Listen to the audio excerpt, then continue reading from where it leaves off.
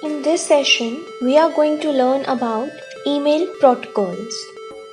We will see Simple Mail Transfer Protocol and Post Office Protocol version 3. SMTP allows transmission of email over the internet. Most email software is designed to use SMTP for communication purposes when sending email. It only works out for outgoing messages.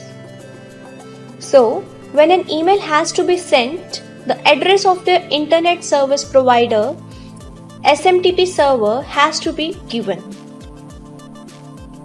The actual mail transfer is done through message transfer agents. So, the client computer must have a client MTA and the server must have a server MTA.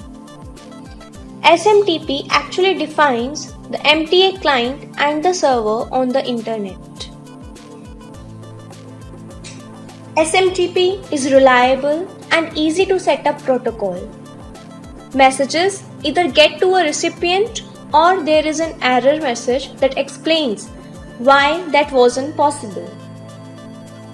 One of the purposes of an SMTP is that it simplifies the communication of email messages between servers. It allows the server to break up different parts of a message into categories the other server can understand. Any email message has a sender, a recipient, or sometimes multiple recipients, a message body, and usually a title heading. Once a message goes out on the internet, everything is turned into string of text.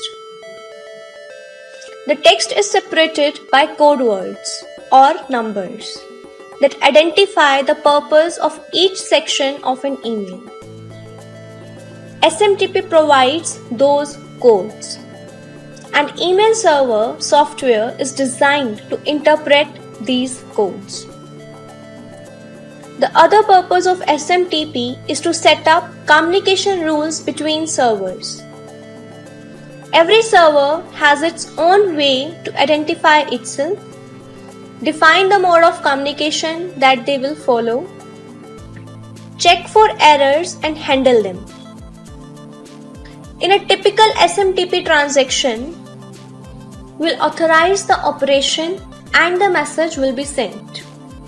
If the recipient address is wrong or if there is some other problem, the receiving server may reply with some error message. SMTP has a major disadvantage that it is relatively easy to send a message with a fake sender address. This results in spread of many email-based viruses. Someone may receive a message that they think is coming from a friend when someone else is actually sending it. Although attempts are being made to overcome this disadvantage, but it still causes some problems. Most servers these days actually use slightly updated version of the SMTP protocol called eSMTP, that is Extended Simple Mail Transfer Protocol. This was created to allow transmission of multimedia through email. When someone sends a picture or music file through email program, eSMTP communication codes are used to identify the kind of data being transferred. Multipurpose Internet Mail Extension, that is MIME, is a supplementary protocol that allows non-ASCII data to be sent through SMTP.